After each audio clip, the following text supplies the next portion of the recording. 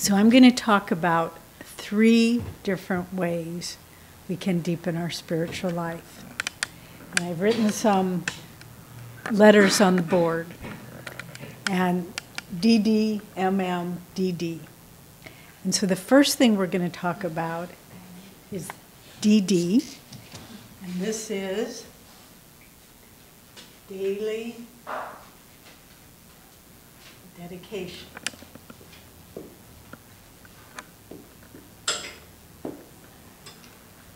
Master said that the minutes are more important than the hours, and the hours are more important than the days, and you can play it all the way out. We were talking with Victoria before meditation, and she said, well, I've only been coming since June, and some of you have been doing this since 1969, and I said, we don't measure the years, we measure the incarnations. And by the time, honestly, by the time you have come to the feet of a spiritual avatar like our Guru, you have been doing this for many incarnations. So maybe somebody got, it was their karma to enter a few decades or a few weeks or whatever.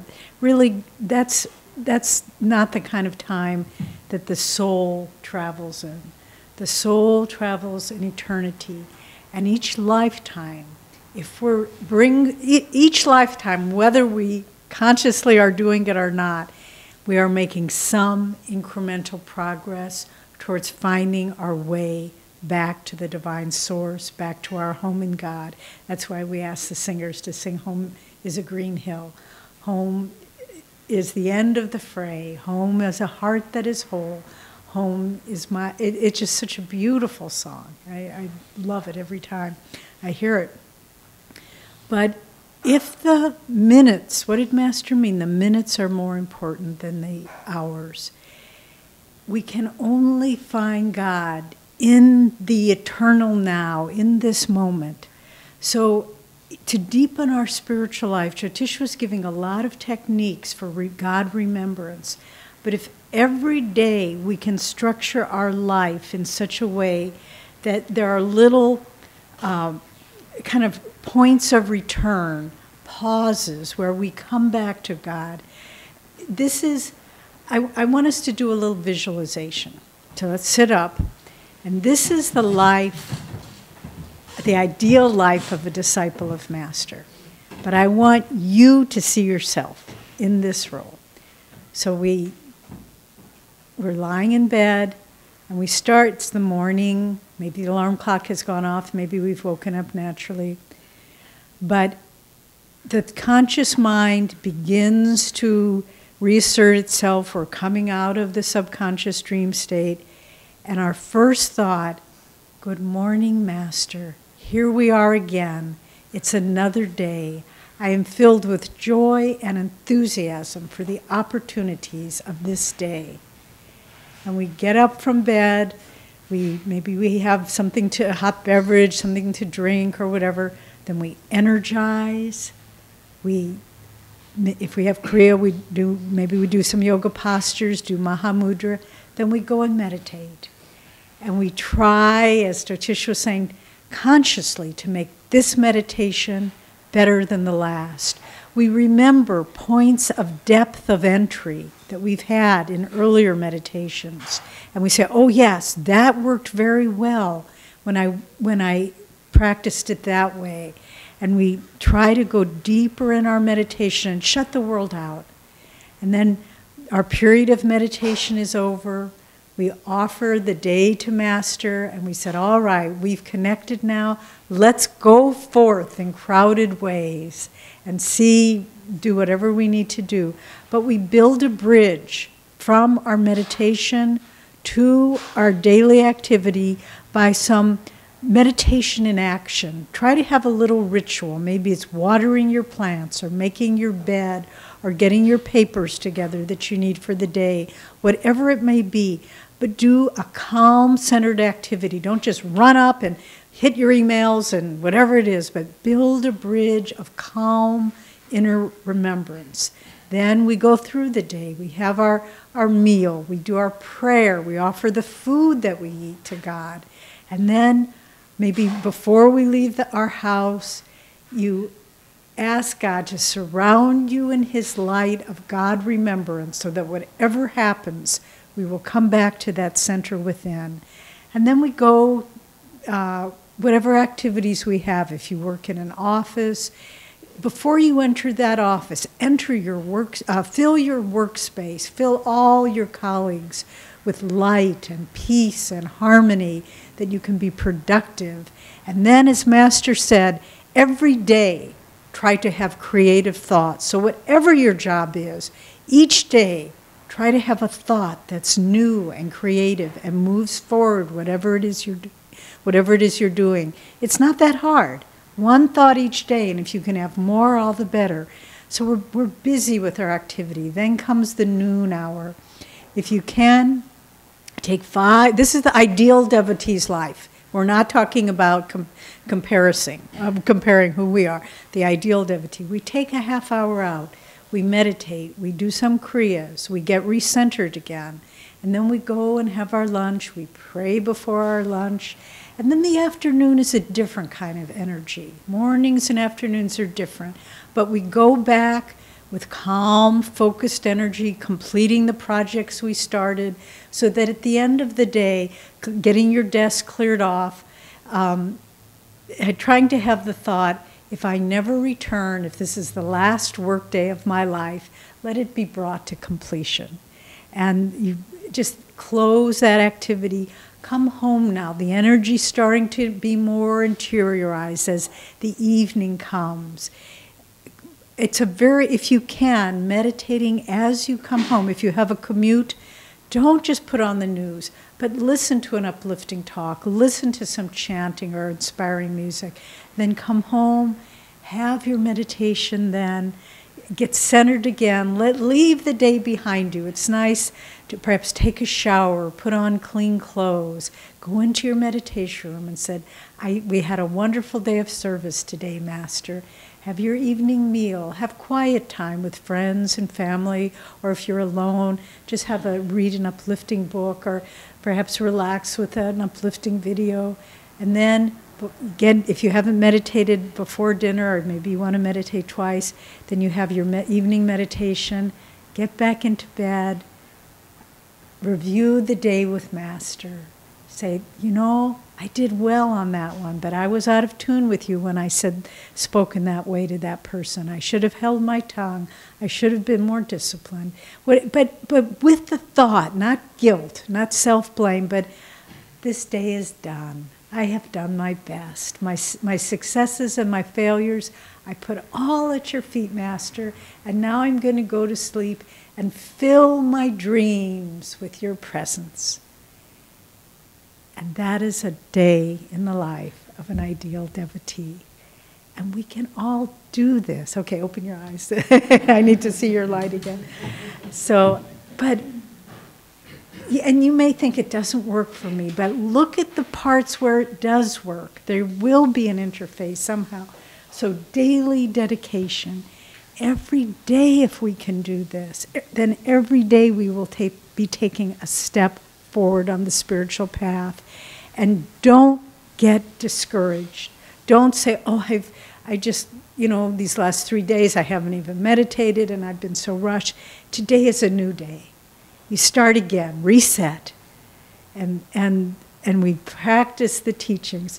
We heard an absolutely delightful story a few days ago of how someone was practicing the teachings. This is a young woman who's taking our membership training program at Ananda Village now.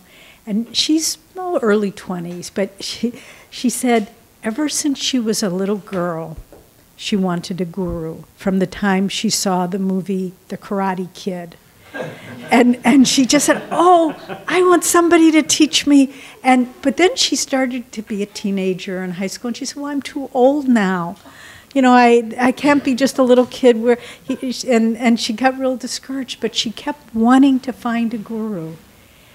And then someone told her, it was a book by Ram Dass, it said, if you want to find your guru, start by serving your parents. She said she was living at home. She grew up in Encinitas, but had nothing to do with Master or anything there. So she said, okay, I'll serve my parents. I'm going to make my parents Thai food tonight. I'm going to make them pad Thai. And she said, and because it said if you serve your parents, you'll find your guru. So she said, I was making my parents pad Thai, and all of a sudden I looked up on the bookshelf, and there was Autobiography of a Yogi. And I felt this flood of energy coming over me, and I knew he was my guru. And now she's living at Ananda. But it's like you take even the simplest. I mean, it was like she wasn't getting it in a deep level, that serving your parents doesn't mean making them a dinner. It means, but it worked. And she found her guru. And this is Michelle, if those of you who know her, delightful girl. And anyway, just to be putting in practice all the time these techniques, and to realize that Master gave us so much. And he said, if you do 1/100th of what I gave you, you will find God. So, it's like we don't need to be wearing ourselves out, but it's just daily dedication. Every day, keep that energy flowing. It's like in the early years of Ananda, Shivani and I were two of the main gardeners. And we had very primitive, we just had gravity-fed irrigation. We didn't have, drip irrigation or anything. But there was a pond, a holding pond, and there were some pipes that came down, and then a little spigot. And the way we would irrigate the rows, long rows of tomatoes and okras and string beans, you just take a little hoe and you dig a little trench, and then you turn on the faucet, and then you direct it, and that water flows down. But then you have to keep an eye on it, because clots of dirt or rocks will fall in the way, and then it'll break the flow and it'll go off sideways. So that's the same principle. It's like there's a holding pattern and a holding pool, and that's the consciousness of God. We turn on the little faucet, and that's our willingness. And then we dig a little trench, and that's our daily dedication. But then we have to keep making sure, is the water flowing in it? Is it coming to the very end of the line? Am I making it to the end of the day with uplifted consciousness? And we keep tending our garden, making sure the water of divine consciousness is flowing freely in our lives. So I did that little visualization, and then I want you, when you go home, or back to your room, to think about your day and where, as Jyotish was saying, the zoning out periods are when you get out of the zone, and work on those particularly. How to fit, if you've got a good morning sadhana, great, but then maybe by the afternoon you're tired and whatever you do, I don't want to give you ideas, but whatever you do that pulls you away from God, that's where you need to say, okay, daily momentary dedication. So that's DD. Okay, MM is not in Hollywood. And what it usually is motivated meditation. Jyotish talked a lot about meditation, but this is one aspect. Kind of picking it up from a different string. I think that we probably have heard Swami Kriyananda give 50, 75, 100 different talks on the Hong Sa technique. And I always got something new from them. So don't just say, oh yeah, I learned energization. Oh yeah, I do Hong Sa. Okay, I'm working on Om now. Okay, I forgot Om now. I'm going to check that off. Now I'm going to do Kriya. Now I got Kriya. Now I need the higher Kriya. You need to keep your techniques motivated. So if there's a workshop on energization, you come and take it, even though you've been doing it for whatever. You listen to the talks, you watch the video, keep your meditation techniques vibrant and refined. Keep going deeper with them. As Jyotish said, we've been doing this for a long time. I'm always having breakthroughs in how to do energization better, how I can get more out of it, how to work better with all of the techniques. So don't think just because you have one class or because you've been doing it for a couple of years, keep refining it. Keep diving deep till you get the whole ball of wax of why this technique has been given to you and what is the fruit of all of our different techniques. If you do energization properly, you will feel God's energy flowing through your being. You will feel in all that you do the ability to channel and direct energy. That is, if you're not doing that, if I'm not doing that, then we need to keep working on energization until we get to that point. What's the goal of Hong Sa? Who knows? Breathlessness. Unless you've achieved breathlessness in Hong Sa, we haven't gotten there yet. So we need to keep the goal. Don't say, oh, well, it's good enough. Unless you're in God, it's not good enough. And it's not to be guilty, it's not to be tense, none of that. That does not help. But just to, like our wonderful singers, when we came down, you were, I'll be perfectly honest with you, you are not as good as you are now. But you're good now. You're really good now. And why? Because they kept working at it, and they've refined it, and they've refined it, and they're still refining it. And I'm sure a year from now you'll be even better, if it's possible. But you will be, because that's just the way, the nature of spiritual energy. There's never an end to it. And so they're a really good model. If they can improve that much in a year through dedication in their singing, we need to ask ourselves the rather humbling question: have I improved in my meditation in a year as much as they've improved in their singing? I don't know, but we can. So and what is continuing the whole model? What is the goal of the Om technique? Practicing the Om technique. To hear the inner sounds, but to become one with Om, to merge with Om, so that whether you're doing the technique or you're in traffic, you hear the sound of Om. You can go into that sound. And then Kriya, what is the goal of Kriya? Well, to burn up all karma, but ultimately self-realization. That technique was given us to achieve self-realization. So we need to be motivated. Master didn't give us these techniques just to say, okay, did that. One time Jyotish and I were teaching a 4-week, or I guess it was 4 weeks, 6 week meditation class when we were living at our ashram in San Francisco.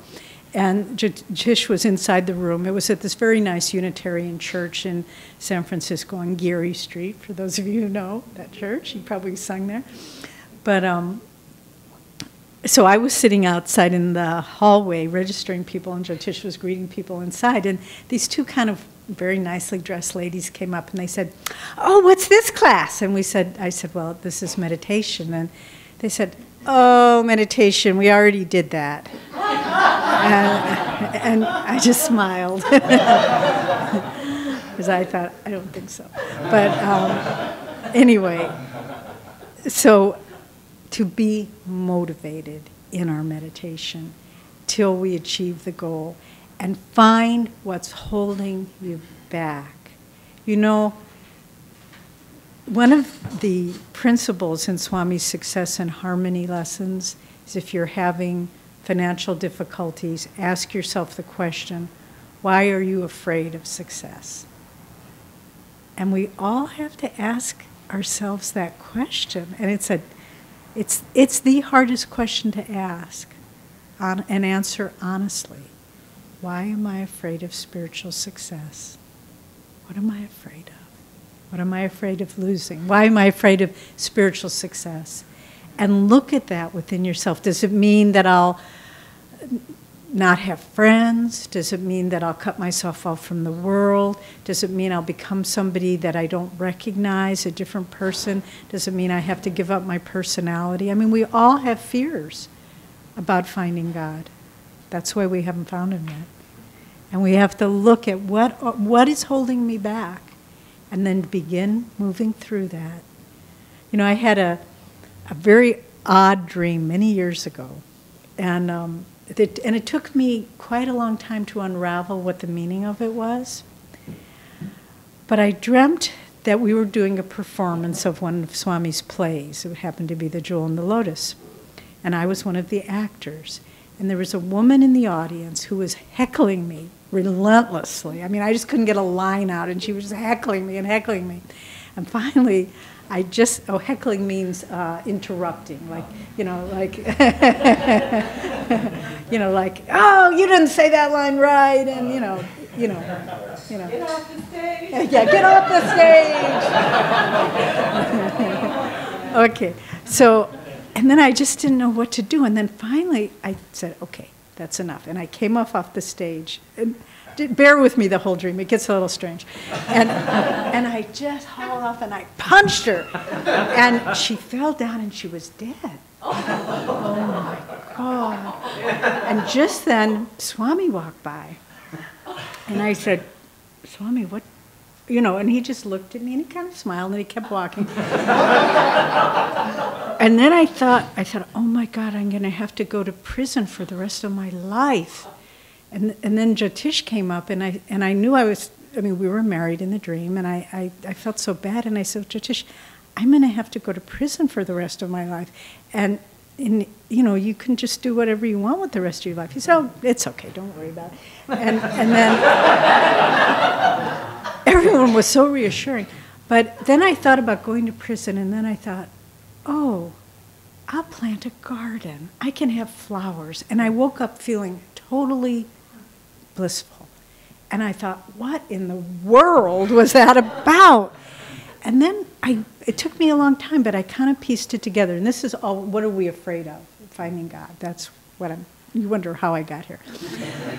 And I realized there I was playing my role, and there were all these adverse things coming at me. You're not good, just the challenges of life. And I didn't know what to do about it. But I said, no, I'm going to defeat this part of me that says you're no good.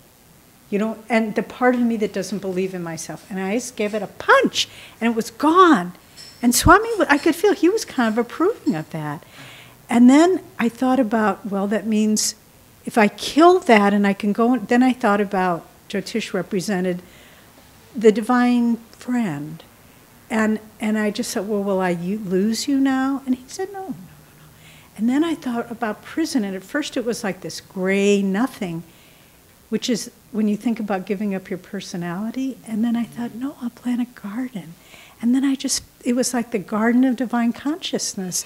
And so it was the fear of losing yourself and then realizing you can't lose yourself. It will only be more beautiful. And so that's what we all need to look at. What am I afraid of? And then try to find Master's guidance. Don't be afraid. It's only going to get better if you go deeper. And you know what? It's true. Okay, last thing is, let's see. The last DD is directed devotion. So this means, just like little Michelle who found her guru, it means when you find your guru, that's it. You go deep with that one. You have him be, it's okay to maybe read this book or that book, but not too okay. Keep it focused. Master can only fill us to the extent we open up to him on every level, with our mind, with our energy, with our voice, with our service. And if we can keep one pointed on Master. We were talking last night in Torrance, we did a class about the path of Kriya, and there was an important point that I wanted to share that I didn't get to, I forgot about it. But Swami often uses the illustration, I think actually Master used it originally, of a bar magnet, and how one bar of metal is magnetized by being in association, And how that happens is a magnet has all the little molecules aligned in a north-south direction. But because we have the thwarting cross currents of ego, which take the form of the vortices of energy, and they're all going every which way. And so the energy can't flow in an unimpeded stream. But by aligning ourselves more and more with the Guru, he gives us the ability to magnetically align ourselves with God. That's the whole purpose of him. It isn't he doesn't need our waving incense to him. He doesn't need any of that. All he wants, it's not even a he, all the divine consciousness that manifested in Paramahansa Yogananda, it's just to align the consciousness of any sincere seeker more and more completely as our life goes on, so that we are free of karma and can find God. For those of us who are here for the morning meditation, it was a good meditation. And there was a lot going on out there. Why was it a good meditation? Because we were all aligning. And Master came and he said, I'll help here. These guys are sincere. That's why he came. And so directed devotion. It's so sad to me when I see people who have been at Ananda for some time. And it's not that there aren't other paths. There are other valid paths. But if this is yours, don't get deluded. I just got a letter yesterday, from a lady who's been in Ananda for a couple years and found some other local teacher who's not a fraction of, honestly, of most of the people that live at Ananda. And she said, oh, I'm going to go because it's so much like Master's teachings. One of our great souls at Ananta, he once had the greatest line in the class. People come to me and they say, oh, you're really going to love these teachings. They're just like Master's. And Ananta said, you know whose teachings are just like Master's? Masters. Why do you have to find something that's close but not on the money, And so go deep with your path and just don't deviate. Don't get distracted. The world will try to say, oh, but this might be interesting. Master knows how each one of us will be liberated. I remember once at a Kriya initiation, I've shared this with you sometimes, but Swami Kriyananda was giving a Kriya initiation, and we each went up for his blessing. And afterwards, he commented to a small group of us. He said, I had a very unusual experience during that blessing. I felt the unique path for each one of you through which you would find God. And Master knows that. There aren't any shortcuts. We have to reach out, take the Guru's hand, and say, I will follow where you lead me, though I do not know exactly the route we are taking, but I am unafraid.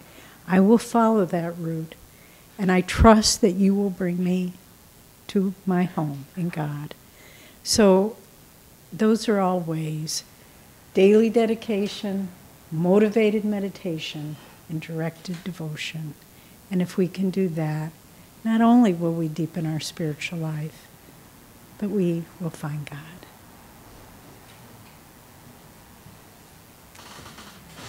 So we have a few minutes if people want to ask anything.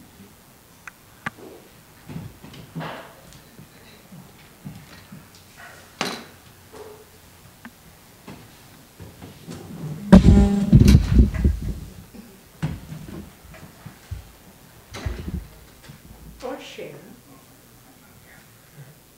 Yeah, that's for Elizabeth. Do you want to sit down? No. Elizabeth? Oh, I was just thinking about, what you were saying about getting your practice steady and going. And when I first started, I was just meditating 5 minutes a day, but like for a year. And I told this to my meditation group, and one of the girls in there said, "Oh, when I started meditating, I tried to do like an hour a day, and then I stopped, And she said, we're like the tortoise and the hare. You know, it's like, you know, she sort of said, I was kind of embarrassed. I only did 5 minutes a day, but I stuck with it. And she said that was inspirational to her. To like, you know, it's better to just go at a pace and stick with it and add to that. And I liked her analogy. Yeah. Really true. Yeah, it was interesting to me in watching Ananda over the years that certain people come and they just seem like, I am a yogi, you know, and they just have their trip together and they're meditating, they have the right clothes and everything. And then those people didn't really stick. And then the people who came, who are just humble, meditating 5 minutes a day, but with sincerity and regularity, and then you look at back decades later, and those people are shining with God's light. So I think, you know, Masters, the story and autobiography of a yogi about little Brinde, the postman, I think.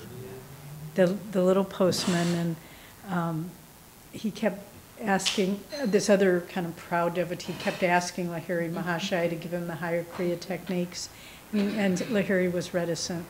And then one day this little humble postman came and he said, Brinde, come here a minute. And this other prouder man was there. And he said, are you ready would you like the higher Kriya techniques? And he said, oh no, Master. He said, please, no more techniques. I can't even, I'm in so much bliss from the first Kriya, I can't deliver my mail. And so that's what Master likes.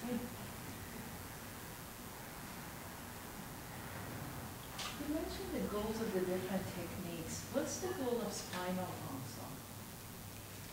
Well, it would be the same as Kriya. Master called that baby Kriya. And so it's really, Kriya is, as I was saying, to withdraw the energy and then to bring it up here. And Hong Saw does that, but not as powerfully as Kriya. So spinal Hong Saw is kind of in between Hong Saw and Kriya.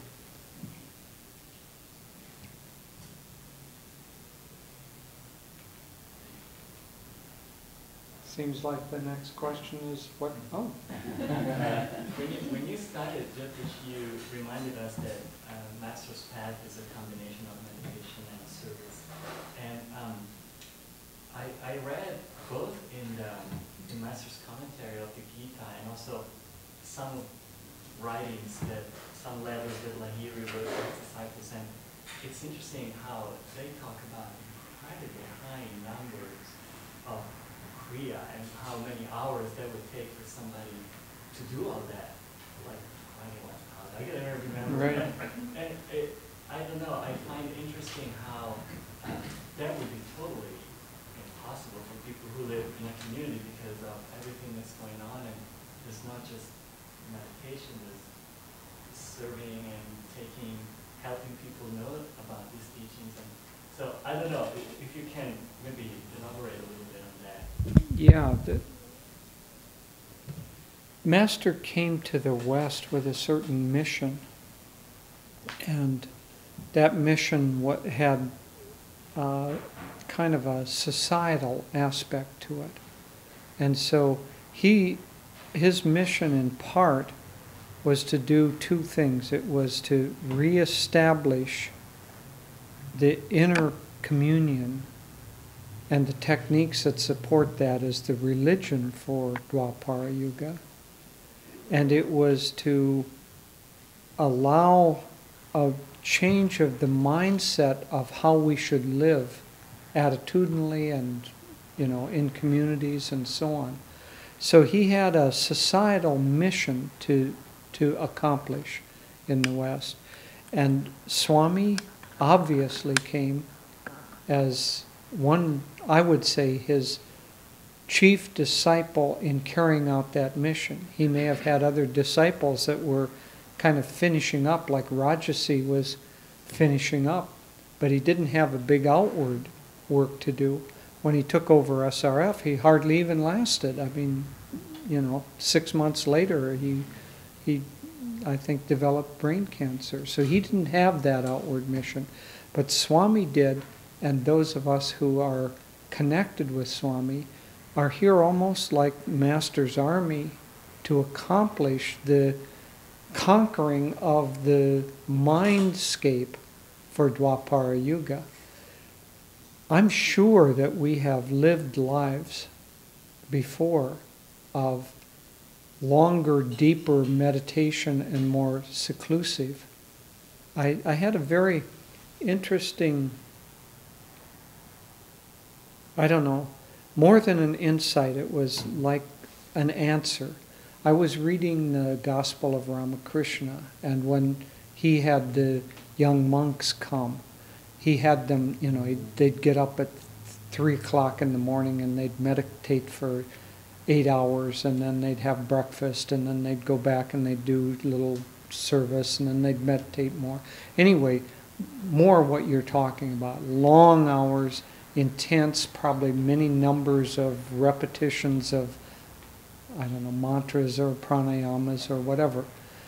And when I was reading that, I had this great hunger for a life like that. And just like that came in to my mind. You've had many lives like that. For this life, your job is to help with the mission. So I think you've had lives where you've done 1,000 kriyas at a time. And your life, your path in this life is not to do that. It's rather to be a channel to help Master's energy come into the world. And the songs, the music is a very, very important part of that, because music affects people on a level that is not just verbal and not philosophical and not having to do with the willpower. It affects people vibrationally. And the vibrational ministry that you all are doing is just as important as one could say, philosophical ministry that Devi and I are doing, or the organizational ministry, or every aspect has its own ministry. But by and large, what I'm saying here is that those of us who have incarnated and have chosen a life of dedication with Ananda and as part of Swami's army, we're here in order to help this consciousness get established in the mindscape of the world. And Master too, he hungered for it too. And his answer was, well, next time, in 200 years, when I reincarnate, I'm not going to do this outward work. I'm going to be up in the Himalayas with a small band of people. We may be in that small band of people. But so both of those kinds of lives are needed. But in this life, we find ourselves where we are, and it doesn't do any good to hunger for another kind of life. It just makes us less effective in leading this one. So wherever you find yourself, put everything you've got into doing that work, that ministry, that connection with Master as powerfully and as deeply as you can, and let him take care of the rest. One more question? Yes. You'll have to forgive me if I don't know how to ask this or approach the subject very well, but something about the very end of your talk, you're talking about a woman or somebody who was on the path and then found another teacher. And then our experience with that was that we started to laugh, or I started to laugh too. And then I caught myself, and it reminded me of the passage in Advaita Yogi where I think it was Sri Shveshwar was at the Kumbh Mela, and he was there, or it was Yogananda was there, and he was judging everyone and saying, look at all these people, they're not this. And then Babaji appeared, and he said, Babaji, why are you here? Or one of the gurus appeared for him, and then said that everybody is on this path, we're not any better or any higher than anybody else. And that somehow I felt that that person who was making another choice was making a lesser choice, because master's teachers are master teachers. Why do you need to look at other master's teachings? So I kind of felt like I was violating that other person's free will or choice by thinking that master's choices are better, and why aren't you choosing that? And then it made me laugh, like, you're making the wrong choice. Why are you doing that? And so That's a really good question. Okay, yeah, we can direct that. No, it's absolutely true what you're saying now, and we didn't get his question on the recording, but it's a long question. Oh, he did. It's a matter of the God-ordained channel for the soul to find God. And for some people, you know, there are people who are disciples of Ramakrishna, of people, you go to Italy, there are disciples of St. Francis. You know, there are disciples of Anandamoy Ma. We have one of our dear friends is a direct disciple of Anandamoy Ma, and she's a saintly woman. So it isn't like ours is the best. It's certainly not. But Master, there was a disciple who was with Master, and then he left. And Master said, this is in the New Path, Master said of that man, I am so sorry, he will never find God except through this channel, meaning himself, that God has ordained to be the instrument for his salvation. So yeah, we laughed, but it's a sad thing. Because if you're still shopping around, that's one thing. And then you need to try different things. But if you have made a connection and you with a God-realized master and have been following him, and then because you're not putting out enough energy, and it was interesting, the progression of this woman's life. She was serving in a certain area at Ananda. She quit her service, said, oh, I kind of just want to do my own thing for a while. That was the first step, losing that flow of energy. Next step, probably not meditating as much. Next step, looking around for something else. Swami described it once, someone else who had left. And it wasn't judgment, but it was like an instructive lesson for us. You stop putting out the energy, then you stop feeling inspiration. You stop feeling inspiration, you start looking for something else. And so it's really a cause and effect thing. And it's not to say, ha, ha, ha, we're the right ones, they're the wrong ones. Believe me. It's more, if you, and Swami, people have come to Swami and he'd said, no, I don't think this is your path. I think you should be on that path. Because that was the God-ordained route for them to find God. But once you've made that connection, and Master also said of that person who left, it will take him many lifetimes to find his way back to me, because he'll be lost in delusion.